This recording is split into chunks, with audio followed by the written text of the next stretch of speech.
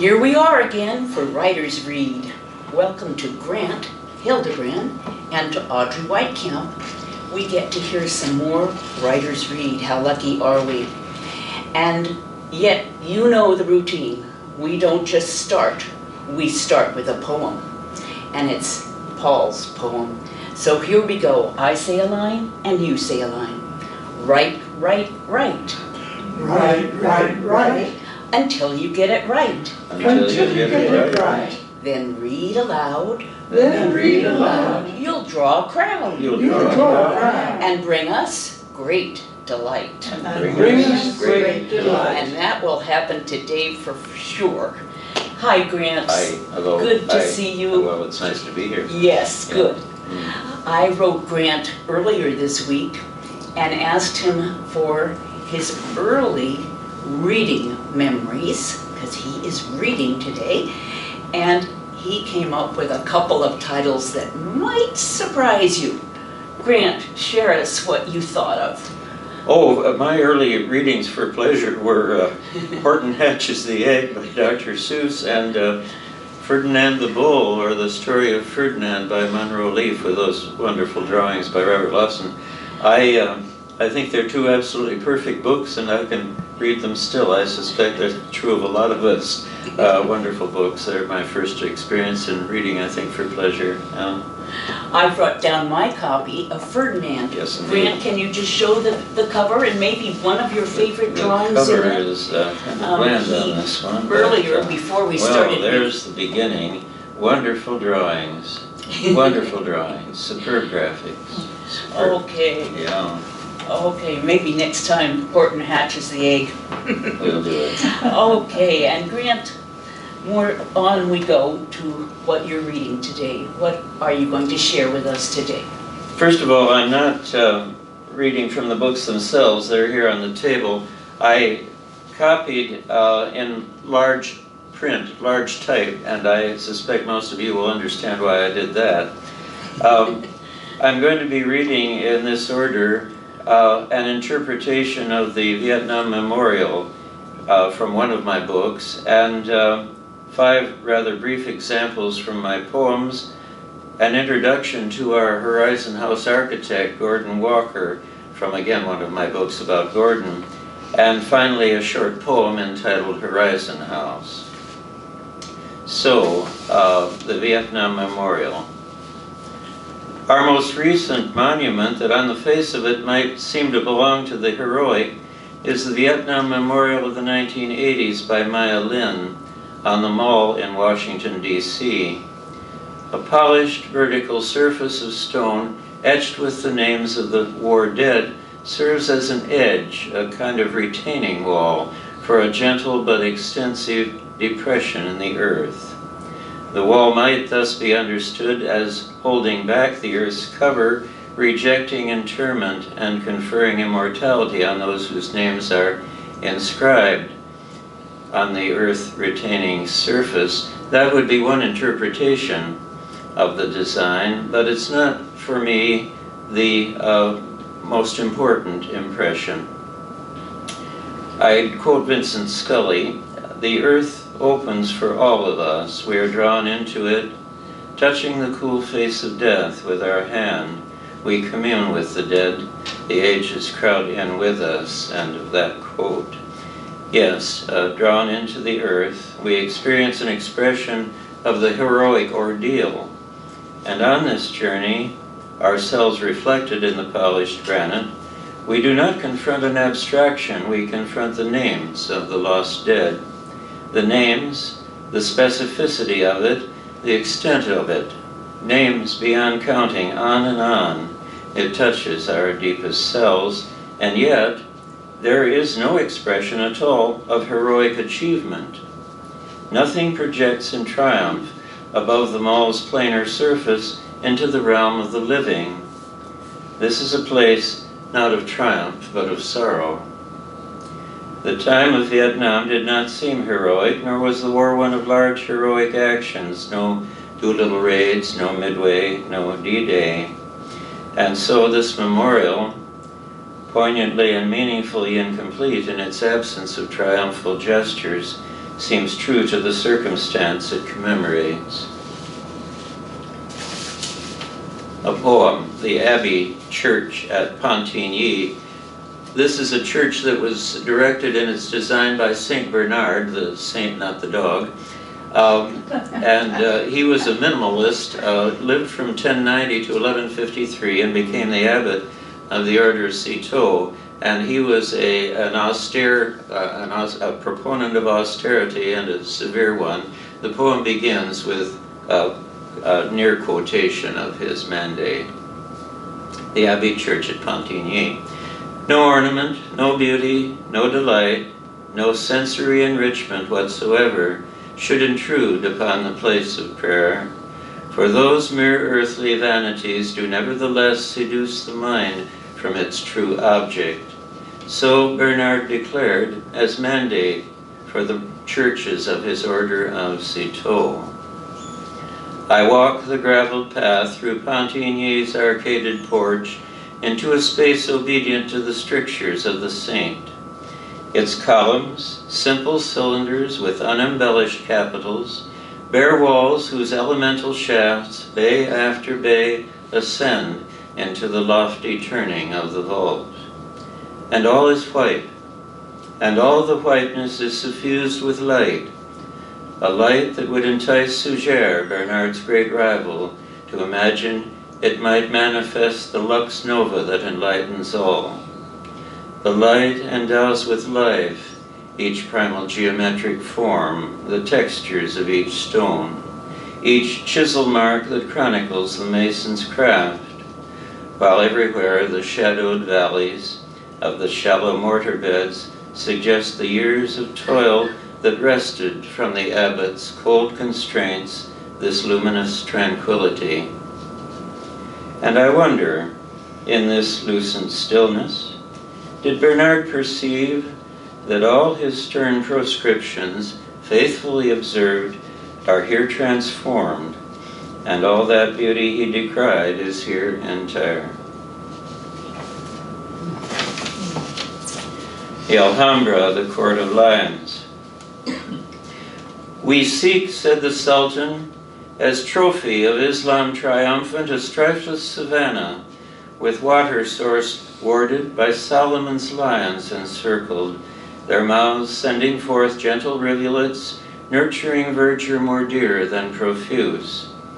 And to bound this oasis of peace, shall our craftsmen configure acacia arcades and pavilions as light as the larch groves, where arabesque shadows may dance with the sovereign sun. The air crew at Vézelay. Vézelay, northwestern Burgundy, the churchyard of La Madeleine, 7 headstones, all alike, all D. 5 April 1944. Colin, Aubrey, Nigel, Simon, British, and 7, and the date, so, a Lancaster aircrew. Night bombing then, the homeward run, gone wrong. The Luftwaffe used cannon for this work, so in that long descent from German skies, desperately reaching for the channel, plane shot to hell, those of the 7 still alive had fought an hour and more to keep aloft a charnel house. Then, it would not yet be dawn, the vineyards trembling with the thud of impact. The oldest of that air crew, their headstones tell us, was 22. The youngest was 19. This next poem is a play on, or derived from, a poem by Whitman, To a Locomotive in Winter, in which he plays with the archaic thee and thou and thy. I thought I'd try a poem using that device, and I was fairly satisfied with the result. You can see what you make of it. Tree, a paean tree.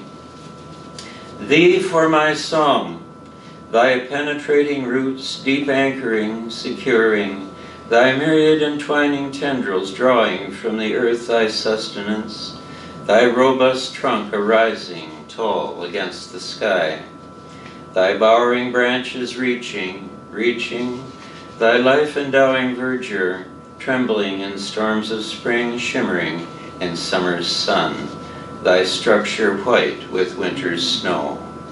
Arboreal companion, indispensable, nobler with each passing year, beneath thy boughs I sing this hymn to thee.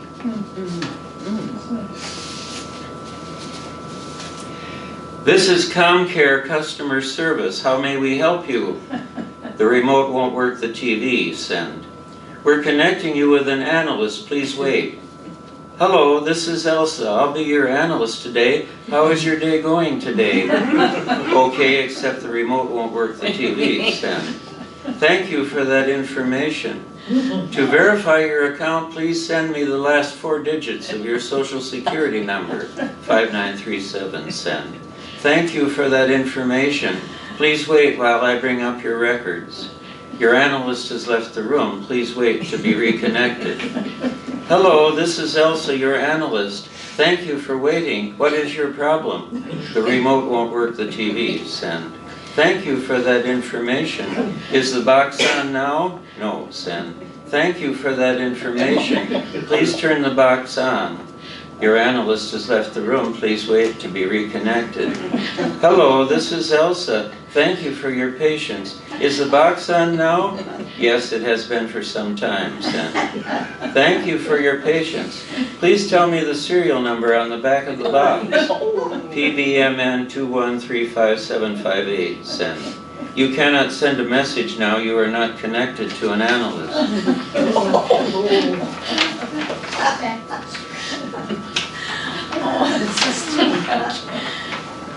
Hello, this is Elsa. Thank you for your patience.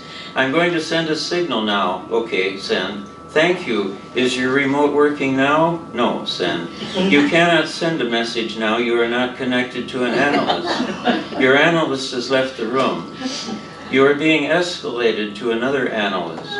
Hello, this is Rika. I'll be your escalated analyst today. Please repeat your last response. No, send. You cannot send a message now. You are not connected to an analyst. Your analyst session has been terminated.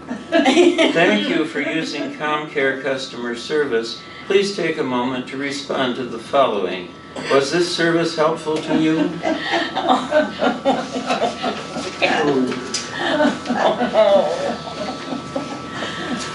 Our architect for the current building is a firm named Methuen, simply Methuen, and Gordon Walker has been one of the key people at Methuen. I was surprised to hear that he has now left the firm. He's too busy with his own work, but much of what we have here at Horizon House in the new shaping of our place is done under Gordon's hand. He's an architect I respect enormously, and I'm going to read an excerpt from the book I've written about Gordon, but first I'm going to do a little bit of an introduction.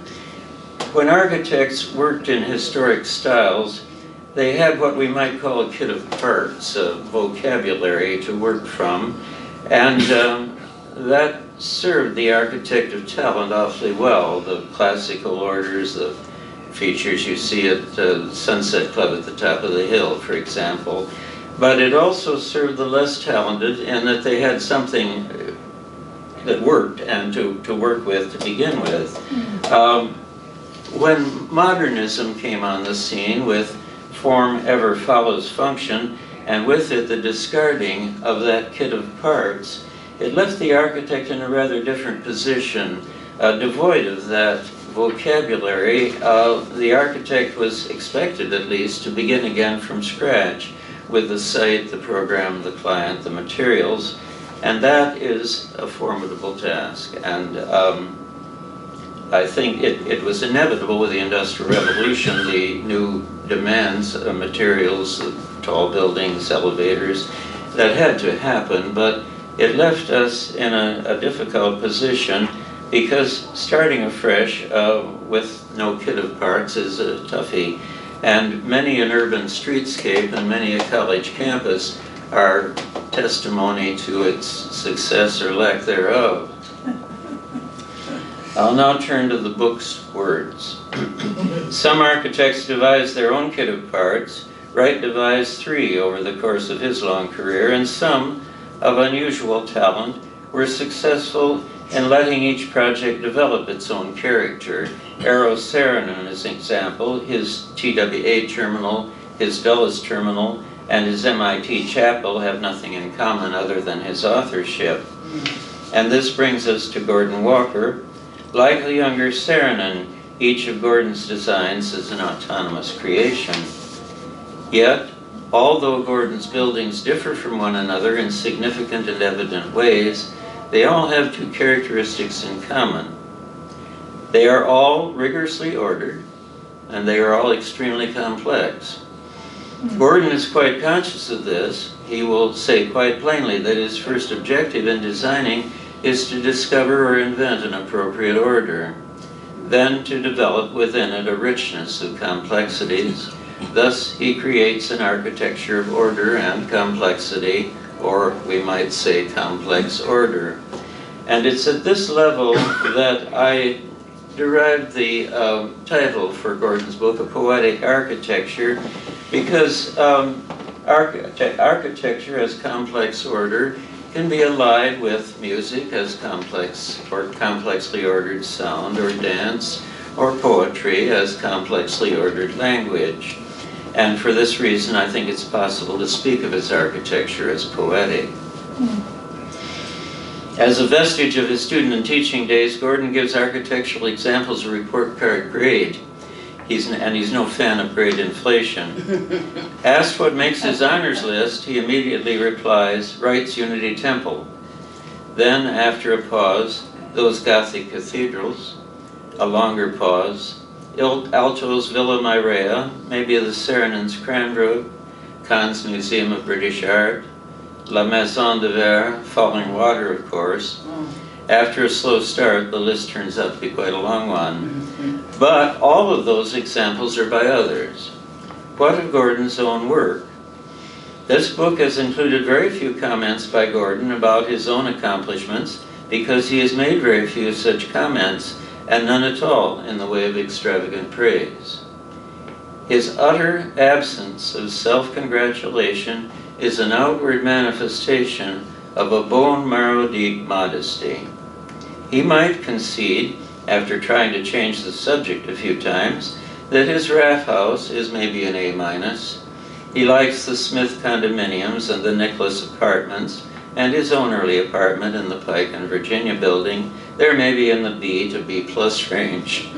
And when it's put to him that his way of designing, rapid apprehension yielding a poetic architecture over the broadest spectrum of challenges, when it's put to him that this remarkable ability is rare, possibly unique, Gordon will only say, when I chose architecture as my life's work, I wanted to be an above-average architect, and I think I made it.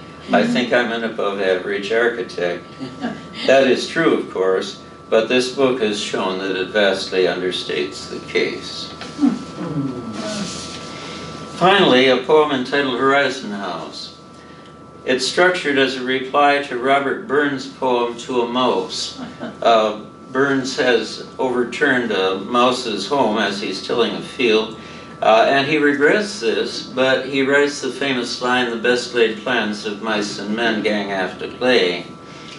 And he concludes that the mouse is lucky because the mouse lives only in the present, while we, in our memories, must recall an often troublesome past, and we may well be worried about the future. He uses a very odd rhyme scheme of AAA, BAB. So I have taken a gloss, a reply to Robert Burns, and I begin with the last 4 lines of his poem To a Mouse. But I backward cast me eye on prospects drear, and forward, though I canna see, I guess and fear. Aye, Rob, you put it well indeed. We oft with dread the future read, and of forgiveness much we need for deeds long past. So can the human conscience breed a sadness vast. But sure, and there is more than this, for oft what we recall is bliss of past events, and not amiss in memory. No more can we that thrill dismiss for what's to be. So for these late year days we say, may ne'er our plans gang after blay, nor shall we savor aught each day but grand elation, the which is more than cause today for celebration. And that has been fun for me. I hope it's been fun for you. It has been fun for us, more than fun. Nancy, show us the Yes, books. I will. Okay. And let's look at this one first, Grant.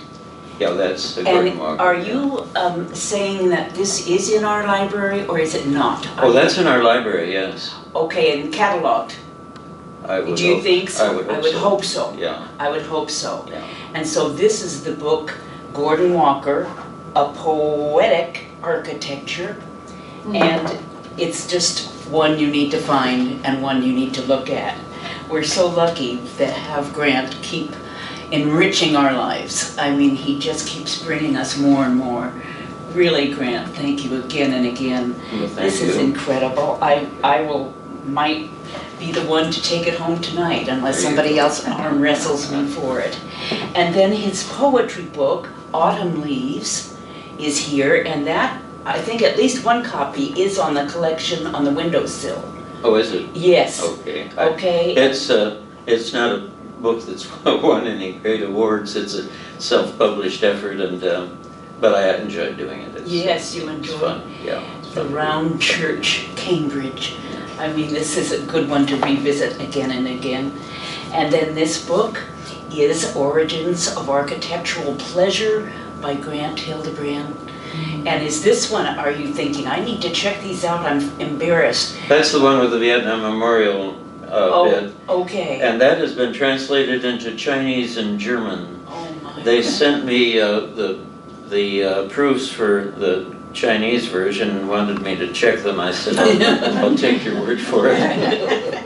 But yeah, that's been translated. Okay, and the situation is that they may be cataloged and on the regular shelves, or they may be in the collection in the back. I think this one's cataloged, I hope it is. I don't know. I would like to check that out now. Thank you, Grant. You've again given us a gift. Great And pleasure. we My pleasure. But next time, come and read Ferdinand. All right. Okay. Okay? Thank you, Grant. Okay.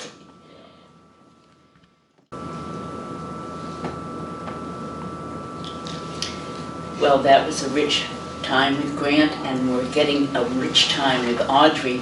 Audrey, welcome back to Writers Read. Thank you. And we've enjoyed your travel stories so very much.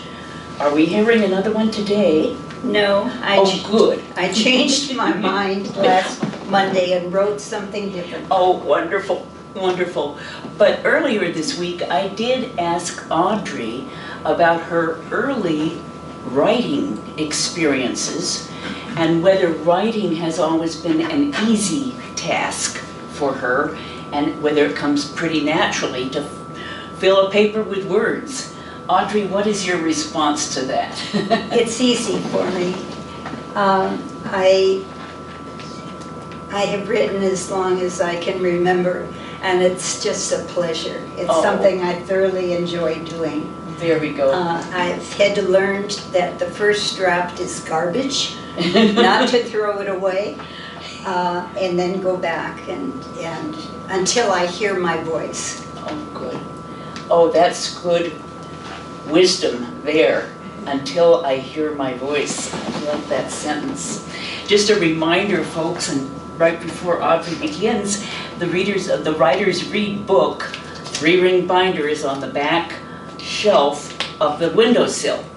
And so Audrey's collection is, a couple of them are in here already, and hopefully we'll add this one. Is that right? Yes. Good. Okay. Okay, Audrey, share with us what you've written. Well, I was going to do just an excerpt from one of my travel books, but instead, last Monday, a friend, after I had told her about an experience, said, "Have you put it in writing?" And when I admitted no, she said, "Why don't you do that?" and that has entertained me for the last 4 days. That's wonderful. I've called it Bamako and Florence. For many years, Bill and I enjoyed being a volunteer host family for foreign students at the University of Washington. Our responsibilities included meeting the students at the airport when they arrived, providing a homestay of usually about 2 weeks until they moved into their permanent dorm or apartment, and being their surrogate family for as long as they were in Seattle. We did this for many years for students from all over the world, and some, like our first student, a graduate student from Taiwan who came for dinner almost every Sunday night for a year, became such good friends. We've been in contact with them ever since. Some of the students didn't need help in acclimating to the American culture, but others did. Sometimes the help was physical. Teaching the male students how to use the washing machine was almost always one of the tasks. Sometimes it was cultural, as simple as how to politely end a telephone conversation. Once we were empty nesters and had extra bedrooms, we hosted families with children and realized that it was often the non-student wife who needed the most help. Almost all of these experiences were pleasant, and some were so smooth and easy, they're even difficult to recall. But not this one. It was Friday afternoon, and I had just returned home from work when I heard the telephone ringing. As soon as I picked it up, I heard the anguished voice of Bamako, our current foreign student. "Oh, Ma, Florence is in jail. She shoplifted." "Where is she, Bamako?" "I don't know," he sobbed. "I don't know what to do." Oh my. He probably had been given this information, but had been too upset to understand it. He had been called out from his engineering class just as he was about to take a test to receive the phone call from the police. "Bamako, where are you?" "I'm in our apartment." "She's in jail, Ma." "Stay there, Bamako. I'll come over as soon as I find out where she is." In a few more calls, I learned what jail Florence was in and that she could be bailed out. Her bail of $500 had to be paid in cash. We didn't keep that much cash in our house, and as this all occurred before we had the convenience of cash machines, I had to hurry to the bank before it closed for the day. Then I headed toward the married student apartments to pick up Bamako. He was still crying, but now furious. I led him out to our car and we drove to the appropriate jail. After I posted bail, Bamako and I sat in the waiting room. Finally, a door opened and Florence was let out. She didn't look up. Her shoulders were slumped. Her winter coat was unbuttoned and hung down almost to the floor. A big beige tag with her last name on it was threaded through a buttonhole. Although Bamako had glanced up when the door had opened, now he sat rigidly on his chair, staring at the floor. "Come on, Bamako," I said as I tried to get him up. "No, she's a thief." Bailing someone out of jail was something I'd never done before, You might say it was out of my skill set, but now I was even more out of my depth. I knew almost nothing about Nigerian culture, and especially the relations between husbands and wives. But I had to act, and I could only rely on my own culture for telling me what to say and do. Listen, Bamako, if I were in trouble, Bill would stand by me. Florence needs your help. Now get up and we'll go to her. I pushed him out of his chair and he followed me without even looking up at her. I gave Florence a big hug and led her out to the car. Bamako followed and got into the back seat. He stayed silent. Florence sat next to me in the front seat, silently weeping. Before we went to their apartment, we stopped at the daycare building and got Mariah, their 1.5-year-old little girl. I stayed with them for a couple of hours, making sure they were caring for Mariah, and I told them I'd be back the next day. Before I left, I quietly told Florence to call me if she needed me. I was really afraid that Bamako might beat her. Bill was a nuclear physicist on the faculty of the University of Washington, and unfortunately he had an experiment running that weekend. Once the machine was started, it was a tandem accelerator, it ran non-stop for 2 or 3 days. And Bill tried to be there the whole time his experiment was running. I kept him posted by phone, but he really couldn't help me until Sunday. Florence called the next morning. She was crying and told me that Bamako said he was sending her back to Nigeria. I said that I'd come right over, urged her not to argue with him, and make sure that Mariah was dressed and had her breakfast. I'm sending her home, Ma. I don't want her here. I heard it several times that day. During the afternoon, I learned details of the shoplifting and could understand what had motivated it. Bamako, a college graduate, was both more sophisticated and more realistic than Florence. She was a young village girl, and her expectations of her life in Seattle were based on Hollywood movies. It was obvious the first time I visited them, when they still lived in a depressing basement apartment on Lake City Way, that she was almost desperate to take part in the glamorous life she'd seen on the screen. Her expectations were wildly unrealistic. Although I knew that she was naive and unrealistic, I also appreciated that she was bright and she was ambitious. On the other hand, Bill thought she was a simpering idiot. I had to convince him that it was Florence's culture that kept her from looking directly at him, especially meeting his eyes. When he tried to engage her in conversation, she didn't know how to respond, so she looked away or she looked down, often giggling in her confusion.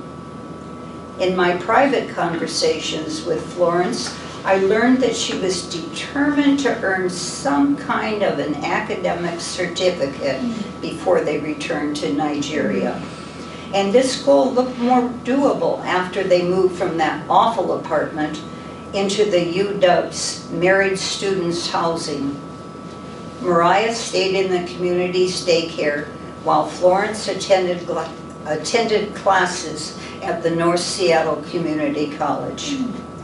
Unfortunately, she had gotten into the habit of strolling through the department stores at the Northgate Shopping Center before she boarded the bus to return to her apartment.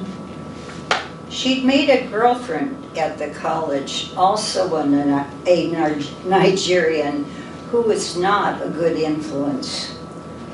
This girl had assured Florence that Americans were so rich they didn't even care if you didn't pay for the attractive, enticing merchandise spread out on the counters of the stores they browsed. Her friend also claimed that she had successfully shoplifted, and there was little danger in getting caught. And so it was that 2 days before, instead of immediately getting on the bus, Florence had wandered through a store. And then she noticed a pair of dark blue pants that looked to be the right size, and they were so handsome. Her friend had even told her how to do it, and Florence quickly tucked the pants into her school bag. But what Florence hadn't appreciated, that she was so conspicuous.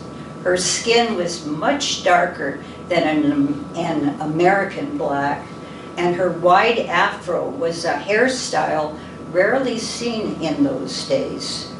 She had probably attracted the attention of the store's security guards much earlier, and they would have watched her numerous times as she strolled down the aisles, fingered the merchandise, and until that day, always put it back on the counter.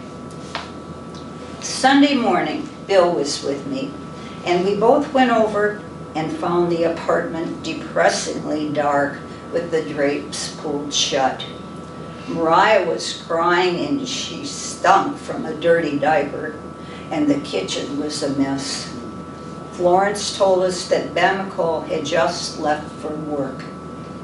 He wasn't legally, he shouldn't have been working because he was in the US on a student visa.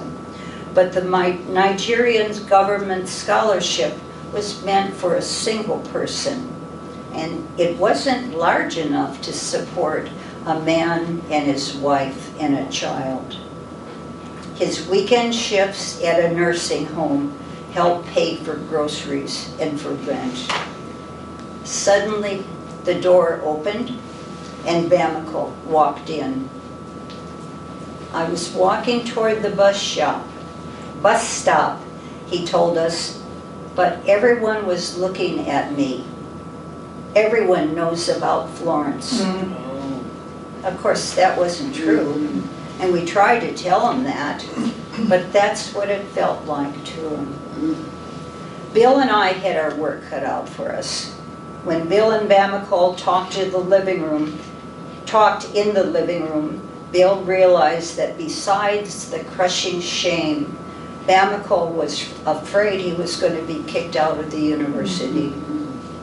Bill explained that even if his major professor learned of the incident, he wouldn't blame Bamacol. There would be no reason for him to be dismissed from the university. And then Bill stressed that shoplifting wasn't such a serious crime. Certainly it was against the law, but it wasn't like armed robbery or assault.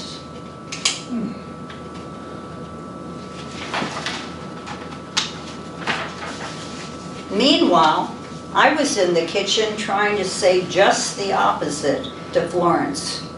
It's not surprising that she was arrested and taken to jail, I stressed, because she had been caught breaking the law. It could influence whether she would be allowed to stay in the U.S. I was really trying to put the fear of God in her. After cleaning up both Mariah and the apartment, we all piled into our car and headed for our house. A change of environment might lighten the mood.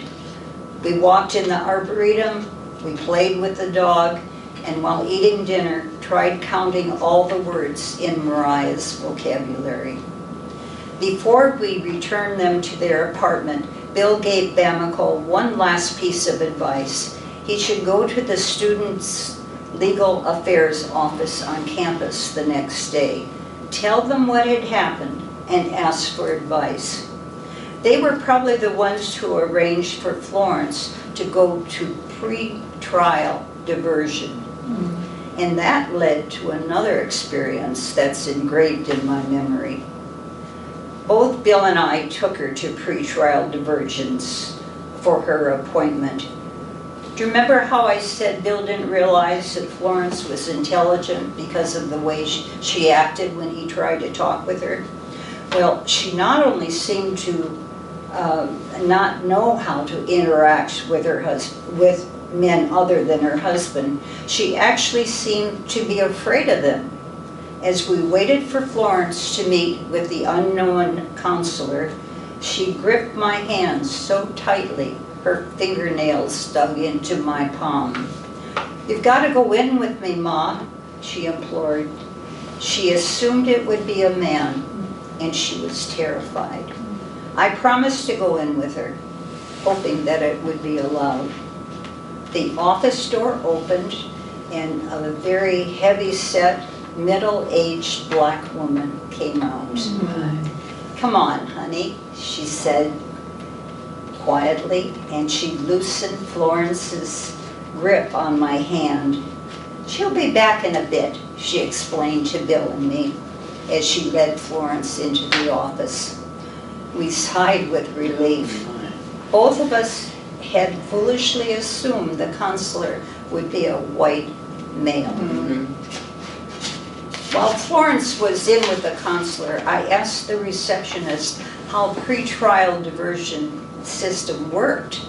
She said that it was obvious that some people weren't launching a life of crime or were a danger to people around them.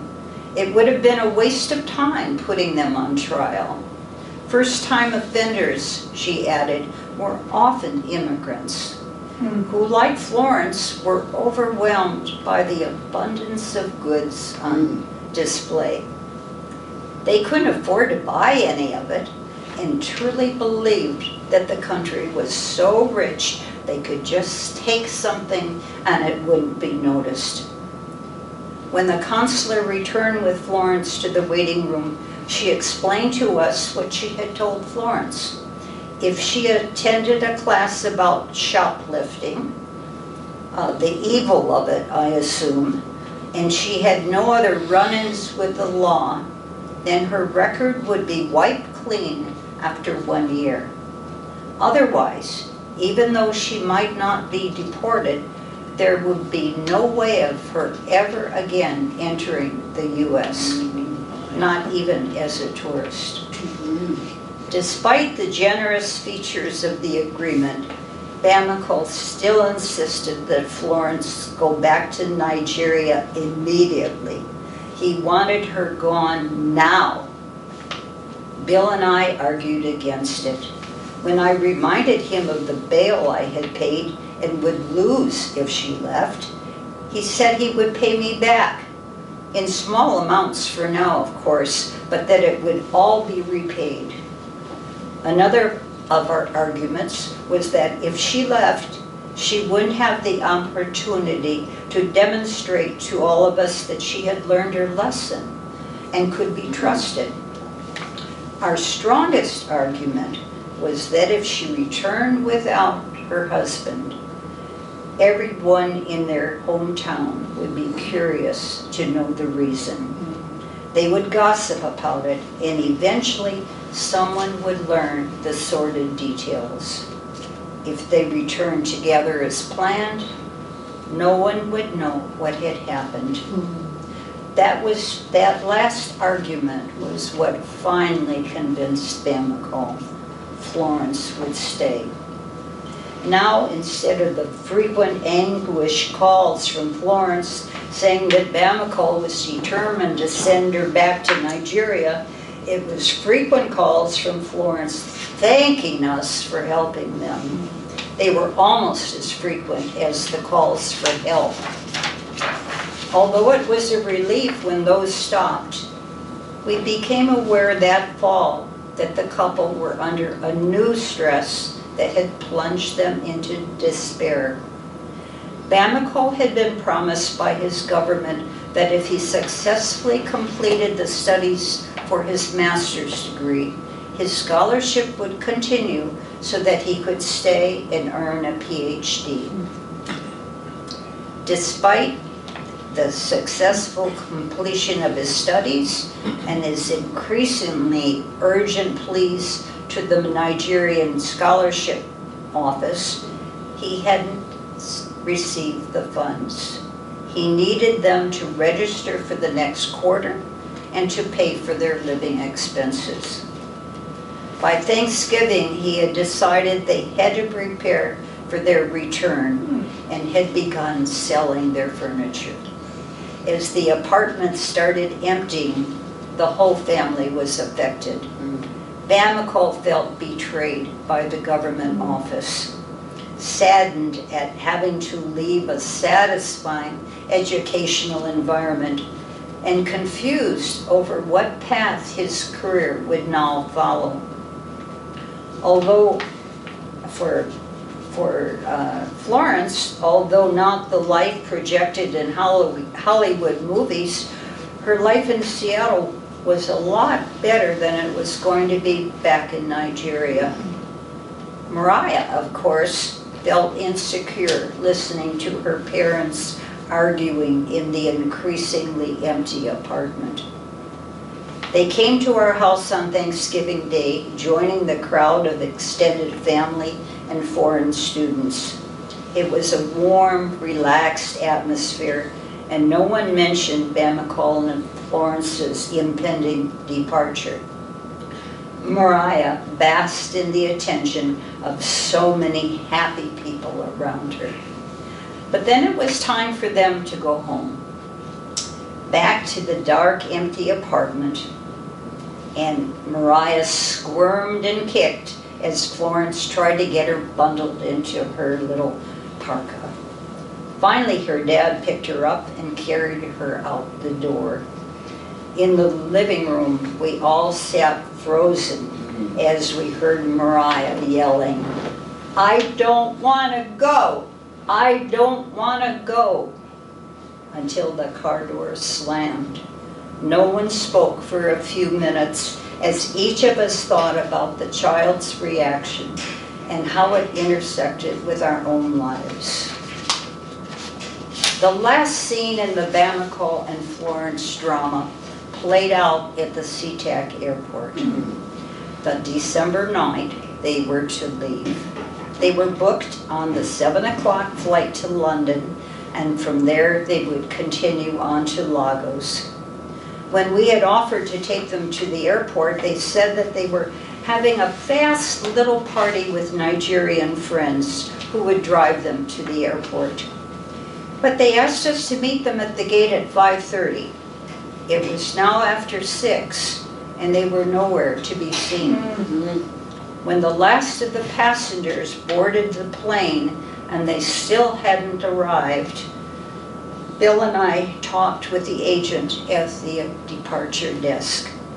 She told us they had been there earlier, checked in with their luggage, and then left with their friends. Finally, we saw them running toward us. Bamacol was furious, Florence was crying, and so, of course, was Mariah. I took Mariah in my arms and quieted her as Bamacol spit out the news.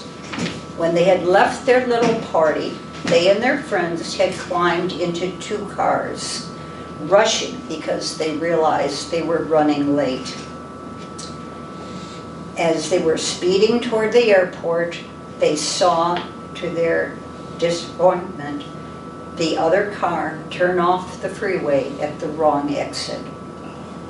It was then that Florence admitted that in her haste, she had thrown her handbag, including her wallet, her passport, and their tickets from London to Lagos in the back seat of the other car, the one that had disappeared down the wrong exit. The door at the departure gate still stood open as we listened to this news. After what seemed like an eternity, we finally heard their friend calling as he ran down the corridor toward us. He held out Florence's handbag. She quickly retrieved the necessary documents, handed them to the attendant at the door. Bamicle reached out to take Mariah, and the child tightened her grip around my neck. He finally was able to release her grip and carried her through the door toward the plane. In a replay of the Thanksgiving leave-taking, she started yelling, "I don't want to go! I don't want to go!" as they disappeared from sight. We could only imagine the plane full of passengers, already impatient because of their delayed departure, gritting their teeth as they heard the yelling and realized it was going to be a long flight to London. And Bill and I, we headed to the nearest cocktail lounge and over a glass of wine tried to relax before we retrieved our car from the parking garage and headed home.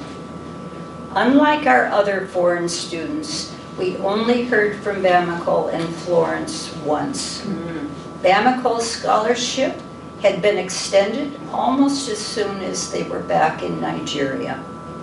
They did return to the U.S. for his further studies, but not to the University of Washington. We hope the fresh start went better for both of them, and especially for Mariah. In my memory, I can still hear her yelling, "I don't want to go." Oh my.